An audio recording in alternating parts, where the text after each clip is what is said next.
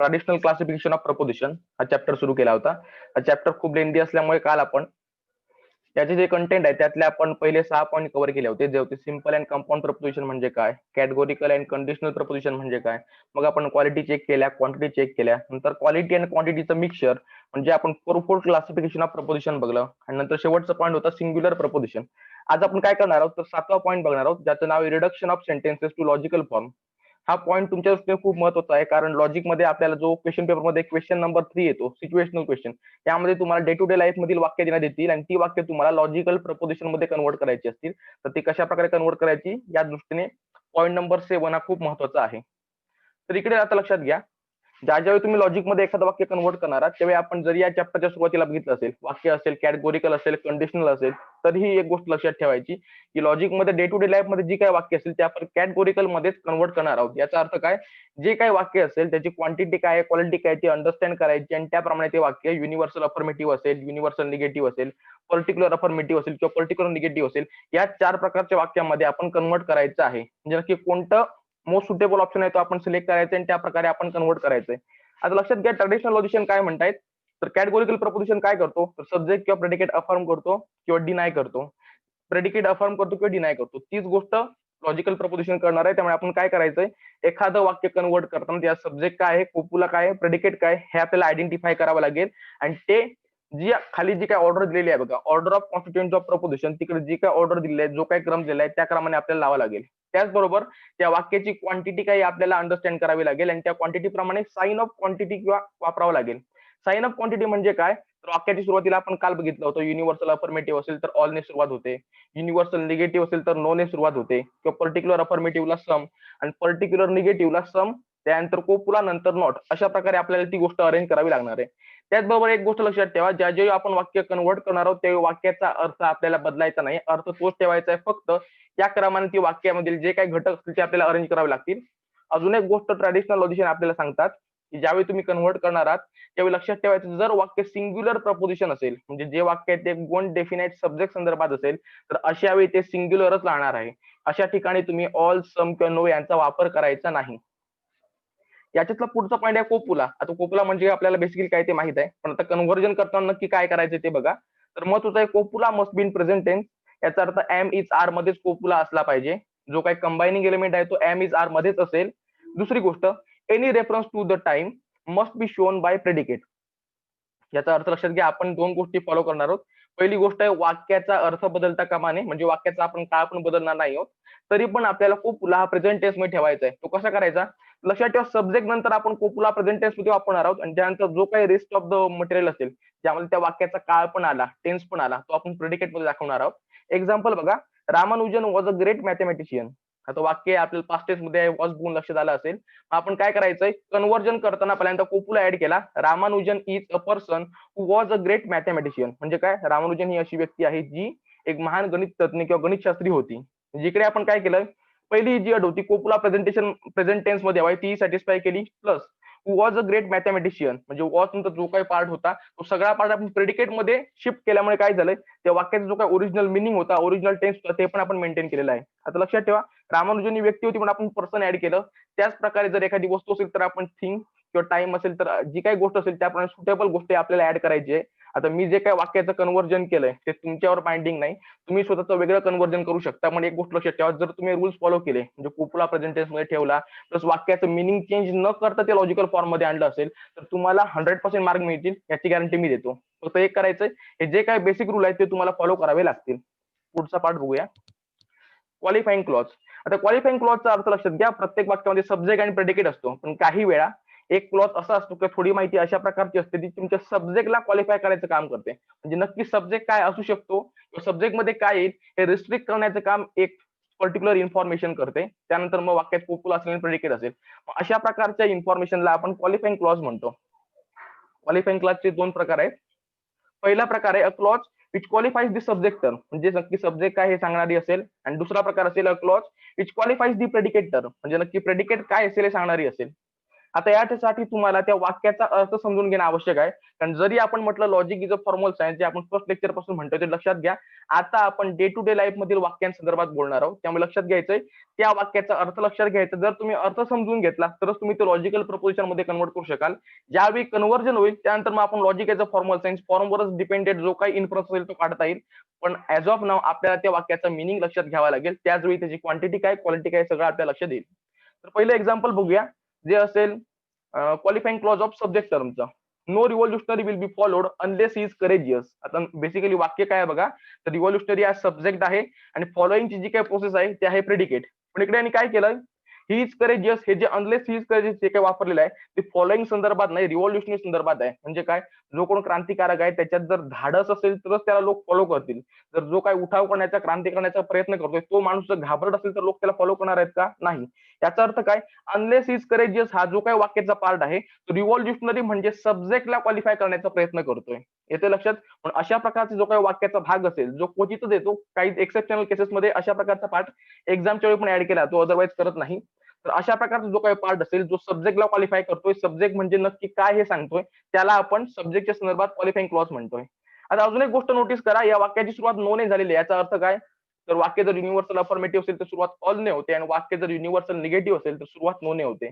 No ने या वाक्याची सुरुवात झाली, याचा अर्थ काय, हे वाक्य युनिव्हर्सल निगेटिव्ह, त्यामुळे आपण हे वाक्य युनिव्हर्सल निगेटिव्ह मध्ये कन्वर्ट करायचंय. मग कन्व्हर्जन कसं होईल, no revolutionary if he is not courageous is one who will be followed. तिकडे आपण करेजियस आहे ते आधी सब्जेक्टच्या जवळ आणलं आणि त्यानंतर जे काही वाक्य आहे ते कम्प्लीट करण्याचा प्रयत्न केलाय.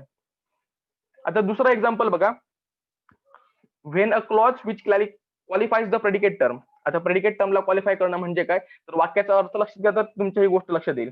वाक्य बघा, with determination all problems can be solve. डिटर्मिनेशनचा अर्थ काय, तुम्ही निर्धार करा, निश्चय करा, आयुष्यात येणारे प्रत्येक प्रॉब्लेम तुम्ही सॉल्व्ह करू शकतात. मग निर्धार कशा संदर्भात आहे, प्रॉब्लेम संदर्भात आहे का, की प्रॉब्लेम येत राहू दे मी निर्धार करतोय, की प्रॉब्लेम सॉल्व्ह करण्याच्या कॅपॅसिटी संदर्भात आहे, की काही येऊ दे मी सॉल्व्ह करणार आहे. ऑब्व्हियसली डिटर्मिनेशन हे प्रॉब्लेमच्या सॉल्व्ह करण्याची तुमच्या कॅपॅसिटी संदर्भात आहे. म्हणजेच काय, वाक्यामध्ये प्रॉब्लेम हा झाला सब्जेक्ट आणि प्रेडिकेट झालं your capacity of solving your problems. म्हणून काय, तर डिटर्मिनेशन हा प्रेडिकेटला क्वालिफाय करण्याचं काम करतोय, म्हणून आपण तो तिकडे शिफ्ट करणार आहोत. आता वाक्यामध्ये लक्षात घ्या कोणत्या प्रकारची क्वालिटी नाही, पण याचं जनरल प्रिन्सिपल आहे जे कोणालाही ऍप्लिकेबल होऊ शकतं, की ज्याच्याकडे स्वातंत्र्य आहे, ज्याच्याकडे निर्धार आहे, निश्चय आहे, तो कोणताही प्रॉब्लेम सॉल्व्ह करू शकतो. म्हणून आपण काय करणार आहोत, हे वाक्य युनिव्हर्सल मध्ये कन्वर्ट करणार आहोत. पण कोणताही प्रॉब्लेम असू द्या, डिटर्मिनेशनची गरज असतेच. इकडे मी मिनिंग अंडरस्टँड केलं आणि वाक्य युनिव्हर्सल मध्ये कन्वर्ट करतोय, पर्टिक्युलर मध्ये नाही. कारण असा कोणताही प्रॉब्लेम नाही जिकडे डिटर्मिनेशन नाही आणि तुम्ही तो प्रॉब्लेम सॉल्व्ह करू शकलात. वाक्य कन्वर्ट झाले ए प्रपोजिशन मध्ये, ते होईल all problems are those which can be solved with determination. आता पुन्हा पण एक वाक्य सांगतोय, हे आता कन्वर्जन मी केलंय की all problems are those which can be solved with determination. याऐवजी तुम्ही पण स्वतःचं वेगळं वाक्य बनवू शकता. ऍज लॉंग एज तुम्ही या रूल्स सॅटिस्फाय करतात, हे जे काही बेसिक कंडिशन आहेत ते फॉलो करतात, तोपर्यंत जर तुमचं वाक्य त्या प्रकारचं असेल, कंडिशन सॅटिस्फाय करत असेल, तर तुम्हाला कम्प्लीट मार्क्स मिळतील. तर हे 2 पॉईंट क्लिअर झालेत का? पुन्हा एकदा चॅट बॉक्स कडे या आणि एकाच मुलाने नको, बाकीच्या पण टाका. चॅट बॉक्स मध्ये ज्या काही शंका असतील ते टाकायला हरकत नाही. किंवा जर पॉईंट कळला असेल तर ओके टाका, कळला नसेल तर तो पण टाकत जा. ओके, क्लिअर झालाय. तर पुढे लक्षात घ्या, logic recognises only 2 signs of quantity. याचा अर्थ काय, युनिव्हर्सल आणि पर्टिक्युलर. क्वांटिटी म्हणजे काय, एखादं वाक्य एकतर 100% सब्जेक्ट संदर्भात असेल किंवा एखादं वाक्य हे पर्टिक्युलर म्हणजे 1 to 99% पण नॉट 100% अशा प्रकारचं असू शकेल. त्या ठिकाणी त्याला माहिती आहे ती गोष्ट 100% एखाद्या क्लासला ऍप्लिकेबल होईल, त्यावेळी ती गोष्ट म्हणेल युनिव्हर्सल अफर्मेटिव्ह. ज्यावेळी त्याला माहिती असेल की एखादी गोष्ट 100% क्लासला ऍप्लिकेबल होणार नाही, त्यावेळी ते वाक्य म्हणेल युनिव्हर्सल निगेटिव्ह. दुसरी क्वांटिटी आहे पर्टिक्युलर. इकडे काय, या ठिकाणी त्या माणसाला डिसाईड करता येत नाही की एक्झॅक्टली किती माणसाला ती गोष्ट ऍप्लिकेबल होईल. पण त्याला एवढं गोष्ट माहित आहे की ही गोष्ट 100% माणसांना 100% वस्तूंना ऍप्लिकेबल होत नाही. म्हणून सेकंड क्वांटिटीचे 2 प्रकार होतील, पर्टिक्युलर अफर्मेटिव्ह जर ती गोष्ट काही माणसांना काही मेंबरला ऍप्लिकेबल असेल, आणि पर्टिक्युलर निगेटिव्ह जर ती गोष्ट काही मेंबरला ऍप्लिकेबल नसेल. आता एक गोष्ट लक्षात घ्या, मगाच मी म्हणतोय की त्या गोष्टीचं मिनिंग अंडरस्टँड केलं पाहिजे. आणि मिनिंग कशा प्रकारे अंडरस्टँड करायचंय, तर वाक्य बघा, to determine the kind of proposition we have to understand the intention of the thinker. म्हणजे जो कोण लॉजिशियन आहे, जो कोण माणूस आहे, ज्याचं ते वाक्य आहे, त्याचा त्या वाक्यामागील हेतू काय होता, कोणत्या परिस्थितीत त्याने ते वाक्य असर्ट केलंय, हे आपल्याला अंडरस्टँड करावं लागेल. The process of understanding intention of thinker can become easier if we know the meaning of some keyword. याचा अर्थ काय, त्या वाक्यात काही असे शब्द असतील जे तुम्हाला इंडिकेट करते युनिव्हर्सल आहे का, अफर्मेटिव्ह आहे का, निगेटिव्ह आहे का. मग त्या प्रकारच्या शब्दांचा जर आपल्याला ऑलरेडी अर्थ माहित असेल तर असे वाक्य कन्व्हर्ट करणं प्लस इंटेन्शन फिगर आउट करणं जास्त प्रकारे सोपं होऊ शकतं. म्हणून आपण काय करणार आहोत, यापुढे जे काही 22 रूल येणार आहेत त्या 22 रूल मध्ये आपण हीच गोष्ट करणार आहोत की तुम्हाला काही शब्दांच्या लिस्ट, काही ट्रीज देण्यात येतील, ज्या तुम्ही फॉलो करून वाक्य कोणत्या प्रकारचं आहे, कोणत्या प्रकारे किंवा कोणत्या फॉर्म मध्ये कन्व्हर्ट करायचंय, म्हणजे युनिव्हर्सल अफर्मेटिव्ह असेल, universal negative, particular affirmative, particular negative असेल, हे तुम्ही फिगर आउट करू शकणार आहात. आता प्रत्येक वेळी लक्षात ठेवा, युनिव्हर्सल अफर्मेटिव्ह, युनिव्हर्सल निगेटिव्ह लिहायची गरज नाही. काल मी तुम्हाला हे जे काही 4 फोरफोल्ड क्लासिफिकेशन आहे त्याचे शॉर्ट फॉर्म सांगितले होते.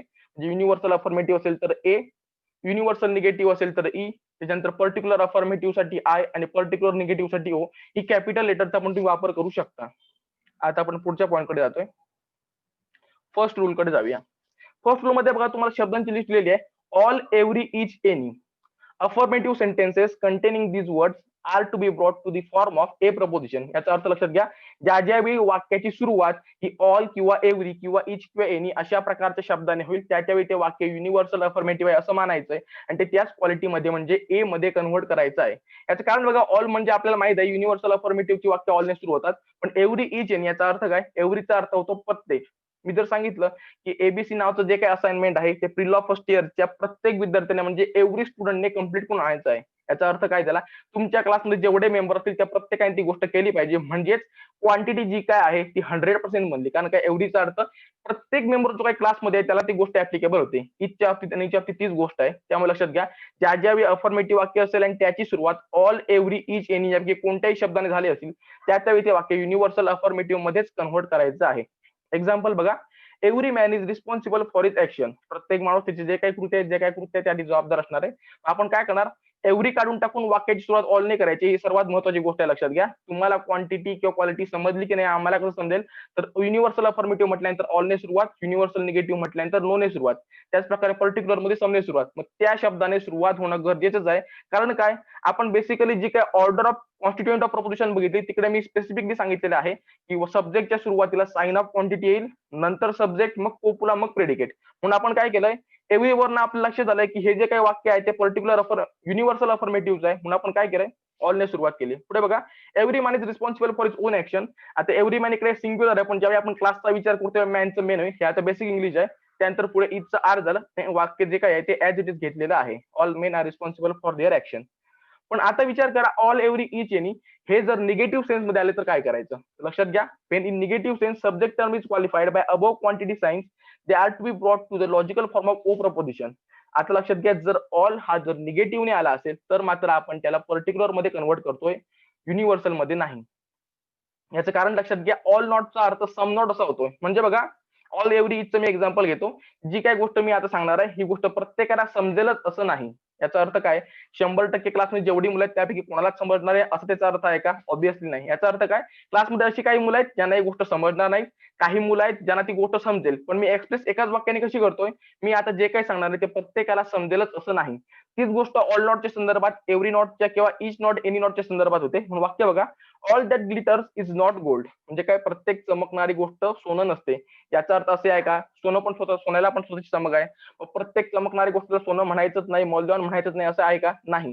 तर काही गोष्टी अशा आहेत ज्या चमकतात पण त्या मौल्यवान नाही, त्या सोन्याच्या नाहीत. म्हणून आपण काय केलंय, all that glitter is not a gold याचं ओ प्रपोजिशन मध्ये कन्व्हर्जन केलंय. ते बनलंय some things that glitters are not a golden. आता इकडे एक गोष्ट लक्षात घ्या, इकडे पर्सन येऊ शकत नाही कारण ती एक वस्तू आहे. म्हणून म्हणतोय, जी काही सुटेबल गोष्ट असेल, जे काही ऍडिशन करायचं असेल ते वाक्याचा सब्जेक्ट मॅटर काय आहे किंवा प्रेडिकेट काय आहे आधी अंडरस्टँड करा, त्याप्रमाणे जी काही सुटेबल गोष्ट आहे ती तुम्ही तुमच्या नॉलेज प्रमाणे इन्सर्ट करायची आहे. असे all that glitter is not a gold conversion झालंय some things that glitters are not golden. Some का झालंय लक्षात आलंय का, तर ऑल नॉटचा अर्थ होतोय सम नॉट आणि आपण तोच प्रिझ्युम करणार आहोत.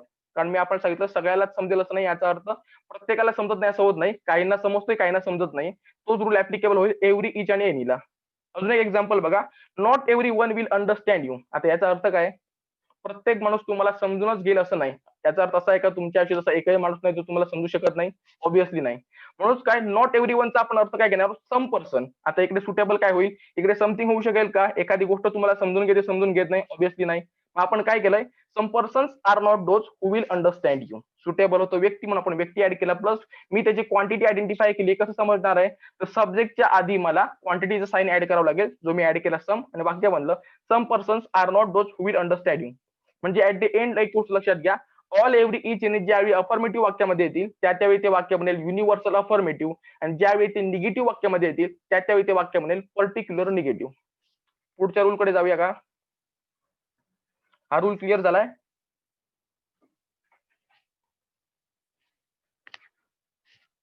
पुन्हा एकदा चॅट बॉक्स मध्ये मेसेज टाका, मग पुढच्या रूल कडे जाता येईल. आणि जर काही समजलं असेल तर ते पण सांगा. ओके, तर पुढचा रूल आहे collective and distributive use of subject term. आता खालची थिअरी वाचण्यापूर्वी तुम्हाला एक एक्झाम्पल देतो. मी असं सांगितलं की उद्या येताना प्री लॉ फर्स्ट इयरच्या वर्गातील प्रत्येकाने एक असाइनमेंट घेऊन यायचंय. येते गोष्ट लक्षात? मग काय होणार आहे, उद्या ज्यावेळी तुम्ही प्री लॉ फर्स्ट इयरचा क्लास भरेल त्यावेळी मी काय करणार आहे, प्रत्येक स्टुडंटने ते असाइनमेंट आणलंय की नाही हे मी चेक करणार आहे.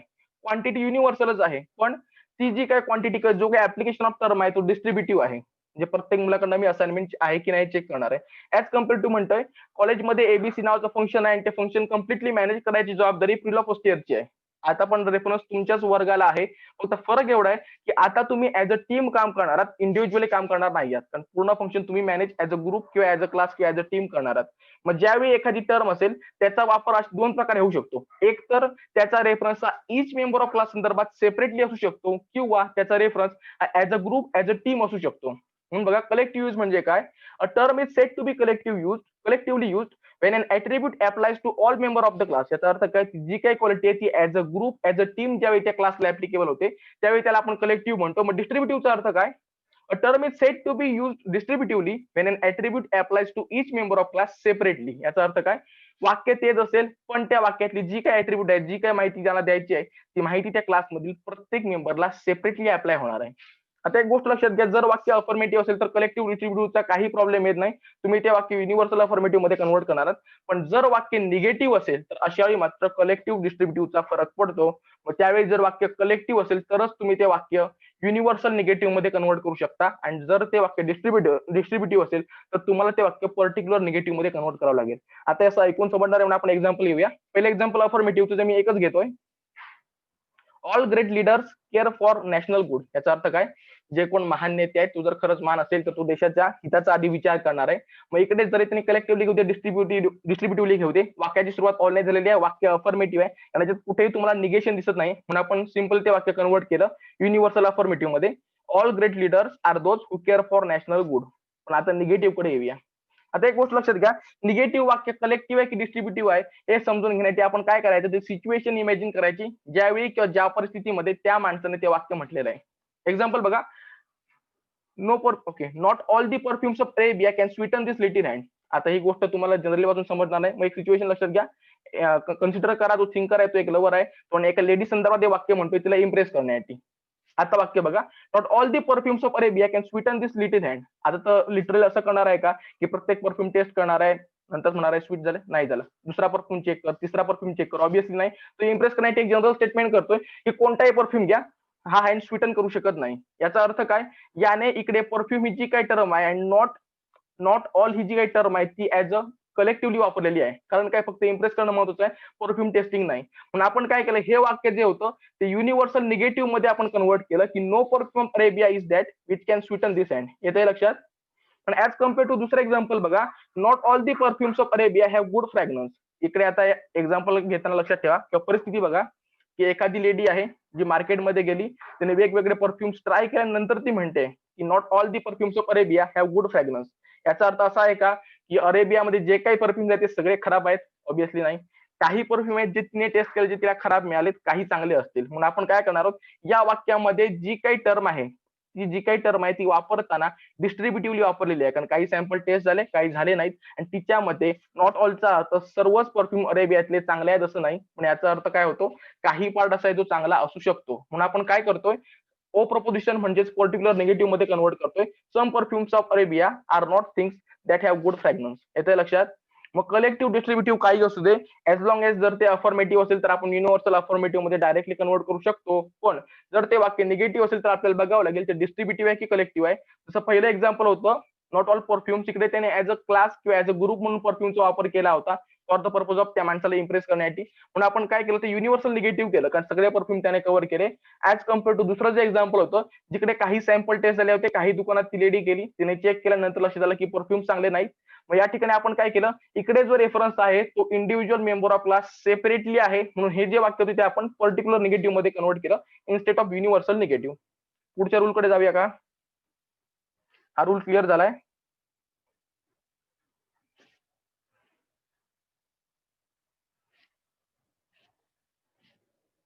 ओके. पुढचा रूल आहे articles A and an when they mean any. आता याचा अर्थ लक्षात घ्या. ए आणि एन या अशा प्रकारचे टर्म आहेत ज्याचा वापर दोन प्रकारे केला जाऊ शकतो. काही वेळा याचा वापर एक जर प्रॉपर नेम आहे, सिंग्युलर प्रपोजिशन आहे ते रिप्रेझेंट करण्यासाठी केला जातो. तर काही वेळा ए आणि एन चा वापर जस्ट लाईक ऑल केला जातो. म्हणजे लक्षात घ्या, ए आणि एन च्या नंतर जर प्रॉपर नेम असेल तर आपण त्याला सिंग्युलर कन्सिडर करून कन्वर्ट करणार आहोत. आणि जर त्याच्यानंतर प्रॉपर नेम नसेल, as a name of class असेल, तर अशा वेळी त्याला आपण युनिव्हर्सल अफर्मेटिव्ह किंवा पर्टिक्युलर निगेटिव्ह मध्ये कन्वर्ट करणार आहोत. म्हणजे लक्षात घ्या, ए आणि एन वाक्यानंतर जो काही सब्जेक्ट आहे तो जर एखाद्या क्लासचं नाव असेल तर अशा वेळी त्याला आपण जो ऑलचा रूल, जो फर्स्ट रूल होता, ऑल एव्हरी इच एनीचा जो रूल होता तोच ऍज इट इज ऍप्लिकेबल करायचा आहे. म्हणजे बघा, articles A and an when they mean any, याचा अर्थ एनी किंवा ऑल असं घेऊया. एक्झाम्पल बघा, an ant is an insect. आता इकडे आपण काय करणार आहोत, what is true of a member can be consider or can be assume as a true of its class. म्हणजे काय, तर एक मुंगी कीटक असू शकते, तर मुंग्याचा संपूर्ण क्लास हा सुद्धा कीटकच असणार आहे. बरोबर आहे. म्हणून आपण काय केलंय, या वाक्यामध्ये अँडचा वापर ऑल सारखा झालेला आहे किंवा एनी सारखा झालेला आहे. Any and can be consider as a insect. म्हणून आपण काय केलंय, हे वाक्य जे आहे ते युनिव्हर्सल अफर्मेटिव्ह मध्ये कन्सिडर केलंय आणि वाक्य कन्वर्ट करताना झालंय ऑल अँड्स आर इन्सेक्ट. मग आता आपण ए किंवा एन असेल याचा ऑल सारखं ट्रीट करतोय, त्यामुळे ज्यावेळी अफर्मेटिव्ह असेल त्यावेळी ते वाक्य बनेल युनिव्हर्सल अफर्मेटिव्ह. म्हणजे निगेटिव्ह असताना काय करायचंय, तर ऑल नॉट वेळी आपण काय करत होतो, ते वाक्य म्हणत होतो पर्टिक्युलर निगेटिव्ह मध्ये कन्वर्ट करायचं. तेच करायचं आहे. जर ए किंवा एन नंतर जर निगेशन आलं असेल तर त्यावेळी त्याला आपण ओ प्रपोजिशन मध्ये कन्वर्ट करायचंय. म्हणून बघा, a selfish person is not a good friend. इकडे काय झालंय, सेल्फिश पर्सन हे काही प्रॉपर नेम नाहीये. It can be consider as a class of person who are not selfless. अशा प्रकारची माणसं आहेत. म्हणजे जर ऑल अँड निगेशन आलं असेल, सिमिलरली जर ए आणि एन नंतर निगेशन आलं असेल तर त्याला आपण अज्युम करणार आहोत ऑल एव्हरी इच एनीचा रूल आणि काय करणार आहोत, ते वाक्य पर्टिक्युलर निगेटिव्ह मध्ये कन्वर्ट करणार आहोत. मग ते वाक्य म्हणेल some selfish person are not good friend. आता रूल नंबर 4 बघूया. एकाच रूल घेण्याचं कारण बरेच स्टुडंट या ठिकाणी कन्फ्युज होत आहेत, म्हणून आधी मी रूल नंबर 4 पण एकदा कव्हर करतो. When the article A and an mean one thing, याचा अर्थ लक्षात घ्या, ए अँड नंतर जर प्रॉपर नेम असेल तर अशा वेळी त्याला आपण कसं कन्वर्ट करायचं ते बघणार आहोत. तर ज्या वेळी लक्षात घ्या, ए आणि एन नंतर जर प्रॉपर नेम असेल तर अशा ऑल, सम, नो या प्रकारच्या शब्दांचा वापर करायचा नाही. वाक्याचा मिनिंग चेंज होऊ शकतो. फॉर एक्झाम्पल बघा, मी म्हणतोय राम इज ऑनेस्ट. पर्टिक्युलरली माझ्या समोर एक माणूस व्यक्ती आहे, एक व्यक्ती आहे, त्याचं नाव राम आहे, श्याम आहे, जे काही असेल ते, तो ऑनेस्ट आहे असं मी म्हणतोय. मग हे वाक्य अफर्मेटिव्ह आहे म्हणून मी जर युनिव्हर्सल अफर्मेटिव्ह मध्ये कन्वर्ट केलं आणि म्हटलं ऑल राम आर ऑनेस्ट, तर बरोबर होईल का? राम नावाची प्रत्येक व्यक्ती प्रामाणिक आहे का? नाही. माझ्या समोर जी व्यक्ती आहे ती ऑनेस्ट आहे. म्हणूनच काय, ज्यावेळी वाक्य सिंग्युलर असेल, जे तुम्हाला लक्षात येत आहे प्रॉपर नेम मुळे, तर अशा वेळी त्या वाक्याला क्वांटिटी साइन वापरायचा नाही. एक्झाम्पल बघा, Victoria cross was sold for ₹36,000. आता विक्टोरिया क्रॉस हा काही क्लास आहे का किंवा ग्रुप आहे का? ऑब्व्हियसली नाही. ती एक वस्तू आहे जिचं प्रॉपर नेम आहे विक्टोरिया क्रॉस. म्हणून आपण काय केलं, the thing which was sold for ₹36,000 is Victoria cross. अशीच गोष्ट निगेटिव्ह संदर्भात होणार आहे. निगेटिव्ह असेल तर thing which was not sold for ₹36,000 होईल. एवढीच गोष्ट लक्षात ठेवा. त्यामुळे ज्यावेळी ए किंवा एन नंतर प्रॉपर नेम येईल त्यावेळी त्या वाक्यामध्ये ऑल, सम, नो अशा प्रकारच्या कोणत्याही गोष्टीचा वापर करायचा नाही. फक्त वाक्यामध्ये subject plus copula plus predicate अशा प्रकारे ते कन्वर्ट करायचं आहे. मग ते जर अफर्मेटिव्ह असेल तर ए प्रपोजिशन होईल विदाऊट ऑल, आणि जर ते निगेटिव्ह असेल तर ई प्रपोजिशन म्हणजे युनिव्हर्सल निगेटिव्ह होईल, पण विदाऊट नो म्हणजे नॉटचा वापर करावा लागेल. पण जर रूल नंबर 3 बघा, जर ए आणि एनच्या नंतर एखाद्या क्लासचं नाव आलं असेल, ग्रुपचं नाव आलं असेल, अशा वेळी मात्र आपण ते वाक्य कन्वर्ट करताना सिंग्युलरचं प्लुरल करणार आहोत. म्हणजे एका मेंबरसाठी जी गोष्ट खरी आहे तीच गोष्ट आपण पूर्ण क्लाससाठी खरी आहे, क्लाससाठी ट्रू आहे असं मानायचंय आणि ते वाक्याची सुरुवात ऑलने होणार आहे. येते लक्षात? त्यामुळे ए आणि एन नंतर जर क्लास आला तर ते वाक्य अफर्मेटिव्ह असेल तर ते युनिव्हर्सल अफर्मेटिव्ह बनेल. ए आणि एन नंतर जर क्लास आला आणि जर ते वाक्य निगेटिव्ह असेल तर ते पर्टिक्युलर निगेटिव्ह बनेल. पण जर दोन्ही ठिकाणी प्रॉपर नेम आले तर अशा वेळी क्वांटिटी साइन वापरायचं नाही. फक्त अफर्मेटिव्ह असेल तर अफर्मेटिव्ह घ्या, निगेटिव्ह असेल तर निगेटिव्ह घ्या. हे रूल क्लिअर झालेत का? रूल नंबर 3 आणि 4 क्लिअर झालाय का?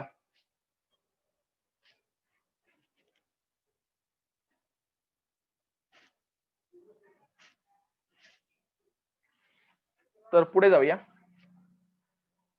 Rule number 5, always, whenever, wherever, whatever, invariably, necessarily, absolutely. आता या शब्दांचा अर्थ लक्षात घ्या. ऑलवेज म्हणजे नेहमी. एखादा मुलगा जर प्रत्येक वेळी लेक्चर हे संपायला 5 मिनिटांना जॉईन करतोय तर त्याला आपण काय म्हणणार आहोत, तो ऑलवेज लेक्चर लेट जॉईन करतोय. मग always, whenever, whatever, invariably, necessarily, absolutely हे आपण म्हणतो तुला या उत्तराबाबत खात्री आहे का? तो म्हणतो होय, ऍब्सोल्युटली मला 100% खात्री आहे. याचा अर्थ काय, ज्या ज्यावेळी हे शब्द येणार आहेत ज्यांना पण आपण तसंच ट्रीट करायचं जसं आपण ऑल, एव्हरी, इच यांना ट्रीट केलं होतं. होणार काय, when this occurs in an affirmative sentence the proposition will be A and when they occurs in negative sentence proposition will be O. म्हणजेच काय ऑल एव्हरी इच एनीच्या वेळी आपण जे करतो जर ते अफर्मेटिव्ह आले तर आपण करायचं युनिव्हर्सल अफर्मेटिव्ह, जर ते निगेटिव्ह आले तर आपण करायचं पर्टिक्युलर निगेटिव्ह. तीच गोष्ट इकडे होणार आहे. फक्त वाक्य अफर्मेटिव्ह आहे की निगेटिव्ह आहे बघायचं, तसं या लिस्ट मधील कोणता शब्द आलाय ते बघायचंय. म्हणजे बघा example what ever goes up must come down, याचा अर्थ काय कोणतीही गोष्ट जी काय वर जाणार आहे ती खाली येणारच आहे. युनिव्हर्सल आहे, एक्सपिरियन्स पण आपण सांगू शकतो. त्यामुळे आपण कन्व्हर्जन करताना काय करायचंय व्हॉट एव्हर आल्यामुळे याला ऑल सारखं ट्रीट करायचंय. त्यामुळे आपण हे वाक्य करणार आहोत. आता वाक्यात दोन गोष्टी आयडेंटिफाय करायच्या. क्वांटिटी साईन कोणती आहे तर व्हॉट एव्हर आहे म्हणजे ऑल सारखं ट्रीट करायचंय, प्लस याच्यात कोणत्याही प्रकारे निगेशन नाही आहे. त्यामुळे आपण एक गोष्ट कन्सिडर करू शकतो की हे वाक्य आहे युनिव्हर्सल अफर्मेटिव्ह. म्हणून कन्व्हर्जन झालं all things that goes up are those that must come down. म्हणजे येते लक्षात इकडे याचा गोष्टीचा किंवा वाक्याचा रेफरन्स आहे एखाद्या वस्तू संदर्भात गोष्टी संदर्भात होता म्हणून मी थिंग्स वापरलेला आहे, तर माणसा संदर्भात तर मी पर्सन वापरलं असतं. अशा प्रकारे सुटेबल गोष्ट ऍड करणे तुमच्याकडनं एक्सपेक्टेड आहे. दुसरा एक्झाम्पल बघा, men are not necessarily bad. याचा अर्थ काय प्रत्येक माणूस वाईट असेलच असं नाही. नेसेसरीली हा तुमच्या लिस्ट मधील शब्द आहे म्हणून काय करायचंय याला सुद्धा आपण जस्ट लाईक युनिव्हर्सल अफर्मेटिव्ह म्हणजे ऑल असणाऱ्या शब्दासारखं ट्रीट करायचं. पण एक गोष्ट लक्षात घ्या, जे शब्द तुम्हाला इंडिकेट करतायत ती गोष्ट युनिव्हर्सल अफर्मेटिव्ह आहे की पर्टिक्युलर अफर्मेटिव्ह आहे की युनिव्हर्सल निगेटिव्ह आहे, तो शब्द काढून टाकून त्या ठिकाणी क्वांटिटी साईन देणं आवश्यक आहे. रूल नंबर 1 पासून 5 प्रत्येक रूल मध्ये एक गोष्ट लक्षात ठेवा, इकडे व्हॉट एव्हर असेल, ऑलवेज असेल, व्हेनेव्हर असेल, ऍब्सोल्युटली असेल, जो काही शब्द असेल ज्यामुळे तुमच्या लक्षात येतं याची क्वांटिटी काय आहे ती गोष्ट तुम्हाला रिमूव्ह करावी लागेल. नंतर ऑल असेल तो ऍड करावा लागेल. त्यानंतर आता पुढच्या रूलकडे जाऊया.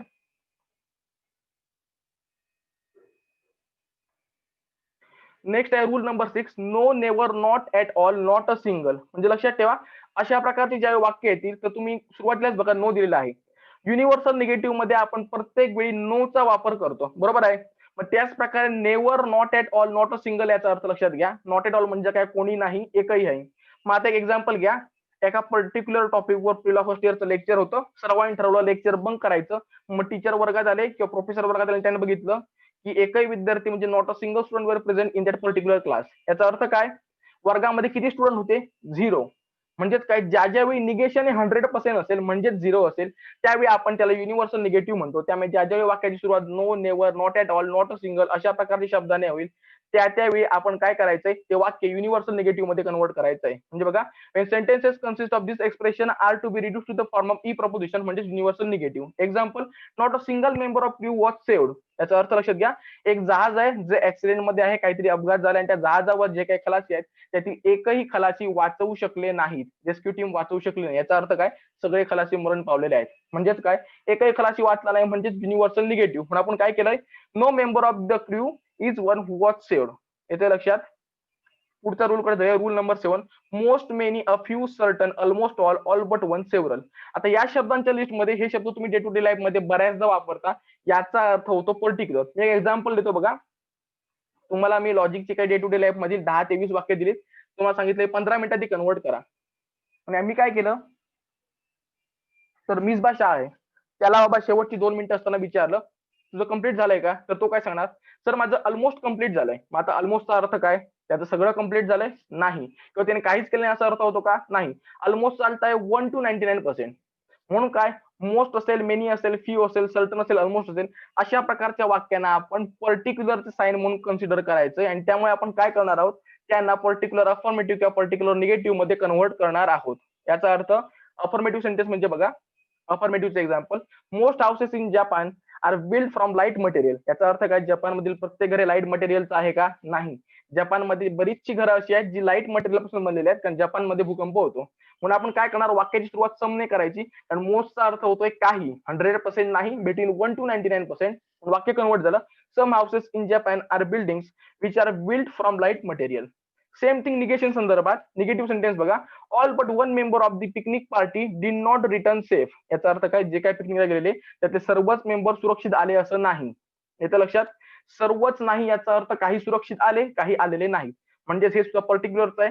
प्लस तुमच्याकडे नॉट मुळे निगेशन स्पेसिफिकली इंडिकेट करण्याचं काम वाक्य करतोय. म्हणून आपण काय केलं some members of the picnic party are not those who return safe म्हणजे पर्टिक्युलर निगेटिव्ह. लक्षात ठेवा ज्या ज्या वाक्य most many few certain almost all but one किंवा सेव्हरल अशा प्रकारच्या क्वांटिटी साईनने भरलेलं असेल त्या ते वाक्य आपल्याला पर्टिक्युलर मध्ये कन्वर्ट करायचंय. मग सर स्पेसिफिकली काय जर निगेशन मिळते तर त्याला निगेटिव्ह मध्ये कन्वर्ट करा. जर निगेशन मिळत नसेल तर त्याला पर्टिक्युलर अफर्मेटिव्ह मध्ये कन्वर्ट करायचंय. तर आजच्या लेक्चरला मी 7च रूल घेणार आहे. पुढचे जे काही रूल आहेत ते आपण नेक्स्ट लेक्चरला घेणार आहोत. आता फक्त एक काम करा, जेवढे काही लेक्चरमध्ये रूल झाले त्यापैकी जर काही शंका असतील, जर काही डिफिकल्टीज असतील तर एकतर चॅट बॉक्समध्ये टाका किंवा लेक्चर झाल्यानंतर व्हॉट्सअपवर मेसेज करा. ते शंकांचं निरसन करण्यात येईल. काही प्रॉब्लेम आहे का, काही समजलं नाही असं आहे का? चॅट बॉक्स मध्ये टाका.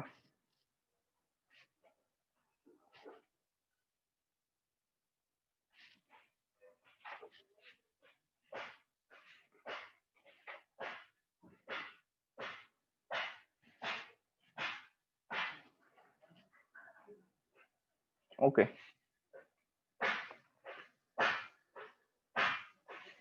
तर पॉईंट क्लिअर झालाय जसं मानतो आणि आता आजचं लेक्चर आपण संपवूया. तरी पण जर काही शंका वाटल्या तर पीपीटीची जी काही पीडीएफ आहे ती मी व्हॉट्सअप ग्रुपवर टाकणार आहे. जर काही अजून शंका वाटली, एखादा पॉईंट नाही क्लिअर झाला तर व्हॉट्सअपवर मेसेज करा. तुमच्या शंकांचं जे काही उत्तर आहे ते पर्टिक्युलर उत्तर देण्यात येईल. Have a good day.